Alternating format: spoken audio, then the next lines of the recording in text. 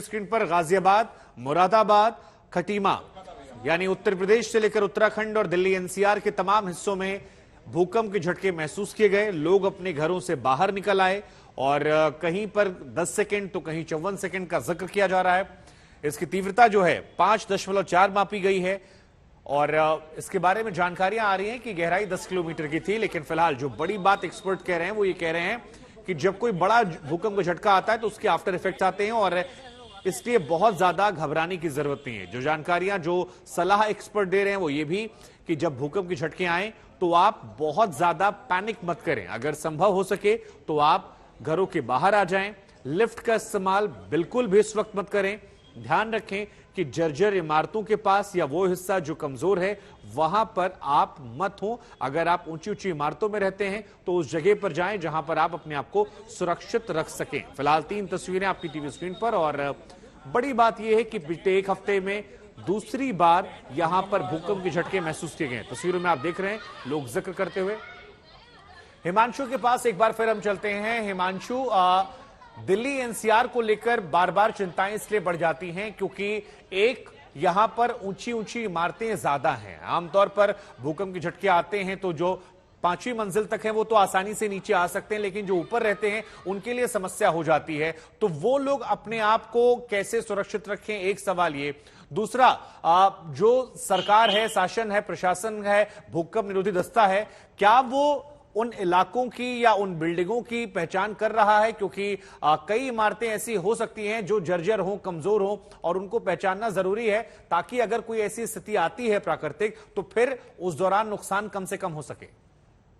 जी देखिए, बिल्कुल। सबसे पहले जो आपने पूछा कि किस तरीके से बचाव करें, जो देखिए नीचे के फ्लोर पे रहते हैं उनके लिए तो आसान होता है कि वो आराम से निकल करके सीढ़ियों, क्योंकि लिफ्ट का प्रयोग पूरी तरीके से एक्सपर्ट मना करते हैं, तो ऐसे में उनके पास मौका होता है जो ग्राउंड या फर्स्ट फ्लोर पे होते हैं तो निकल करके बाहर जाए, खुले स्थानों पर चले जाते हैं अपने परिवार के साथ। ये हमने देखा भी है अक्सर कि जैसे देखिए अभी एक सज्जन यहाँ पे मौजूद थे, उन्होंने हमें बताया।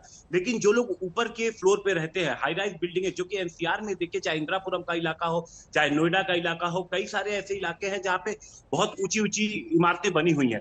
तो जो लोग ऊपर के रहते हैं उनका ये कहना होता है एक्सपर्ट का कि ऐसे वक्त में कोशिश करनी चाहिए कि अपने को शेड पे लेकर के आए, ऐसी जगहों पे रखे जहां पर शीशे का कोई सामान ना हो।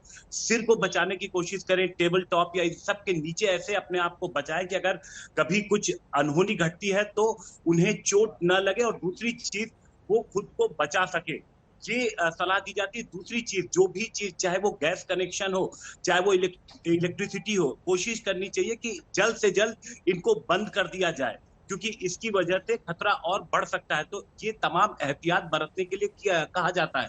और दूसरी चीज देखिए शुभांकर, ये जो प्रक्रिया है, जो इमारतें खतरनाक होती हैं, इन इमारतों को लगातार जो प्रशासन है वो उनको चिन्हित करने का काम किया रहता है। ऐसी चीजों में हमने देखा है कि कई बार जो आम लोग हैं उनकी शिकायतों पर भी काम किया जाता है। तो जो इमारतें पुरानी हैं, जर्जर हैं या खतरनाक कंडीशन में है, उनको लगातार जो इससे संबंधित विभाग है उनकी पहचान करने की कोशिश करते हैं, उनको खाली कराने की कोशिश करते हैं और नोटिस भी ऐसी इमारतों को जारी किया जाता है। और साथ ही साथ देखिए अब जो खासतौर से जो इलाके जो सेस्मिक जोन 4 में है, जो आसपास बसे हुए हैं यमुना नदी के, उनमें ये कोशिश रहती है कि उन्हें भूकंप रोधी बनाया जाए।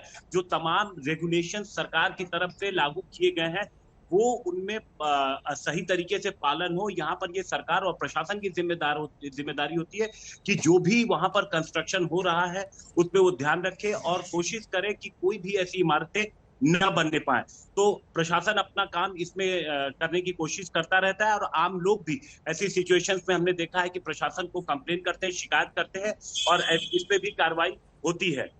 जी शुभांकर, तो क्या अभी और भी आफ्टर इफेक्ट देखने को मिल सकते हैं? एक्सपर्ट्स क्या इस बारे में कह रहे हैं? आपने बताया कि अगर कोई बड़ा भूकंप आता है तो उसके बाद कुछ आफ्टर इफेक्ट देखने को मिलते हैं जो शायद बहुत ही दुखद संकेत नहीं है, जो शायद पॉजिटिव चीजें भी हो सकती हैं। तो क्या ये माने कि मेंटली, जी आफ्टर शॉक की बात जो आप कर रहे हैं? आफ्टर शॉक जो होते हैं शुभांकर, वो बहुत रिक्टर स्केल पे उनकी ज्यादा नहीं होती है पैमाने, वो 2 पॉइंट 3 पॉइंट समथिंग तक ही आते हैं, तो उन्हें नॉर्मली फील भी नहीं किया जा सकता, क्योंकि वो आते हैं और चले जाते हैं, फील नहीं करते। लेकिन एक्सपर्ट उन पे लगातार नजर बना के रखे रहते हैं और देखते हैं कि कितनी कितनी देर पर ये आफ्टर शॉक्स आ रहे हैं, कितनी नहीं तीव्रता हिमांशु, के लेकिन आज तो जो भूकंप आया उसकी इंटेंसिटी 5.4 थी, तो ये आफ्टर शॉक पे तो नहीं आएगा फिर, अगर आपकी बात को माने तो? नहीं, देखिए, जब भी 5 पॉइंट से ऊपर आता है, जो एक्सपर्ट कहते हैं कि जब भी कोई इस तरीके का भूकंप आता है जो 5 से ऊपर हो या 6 से ऊपर हो, तो ऐसे में आफ्टर शॉक आने की पूरे चांसेस रहते हैं। और जब 6.3 का जब अभी आया था भूकंप, तो उसके बाद लगातार आफ्टर शॉक्स आए थे, जिनको रिकॉर्ड भी किया गया था। और भूकंप आने के तकरीबन 12 घंटे बाद की अगर हम बात करें, तो 4 से 5 आफ्टर शॉक्स रिकॉर्ड किए गए थे। और इस बार भी अभी एक्सपर्ट लगातार नजर बना के रखे हुए हैं, ये सिचुएशंस देखने की कोशिश कर रहे हैं कि क्या सिचुएशन बनी हुई है, किस तरीके की गतिविधि या हलचल हो रही है। तो एक्सपर्ट नजर बना के रखे हुए हैं, आफ्टर शॉक अगर आते हैं तो उनकी रिकॉर्ड बना के रखा जाता है और ये देखने की कोशिश की जाती है कि किस तरीके का इफेक्ट सामने आ रहा है। जी शुभांकर, लोगों में एक डर है, एक्सपर्ट्स की तरफ से बातें निकलकर सामने आ रही हैं, लेकिन भूकंप के झटकों से क्या दिल्ली एनसीआर सेफ है? और एक हफ्ते में दूसरी बार आया, क्या भविष्य में और गुंजाइशें हो सकती हैं? ऐसे बहुत सारे सवाल हैं जो लोगों के मन में आ रहे हैं, लोग डरे सहमे बाहर भी निकल आए हैं।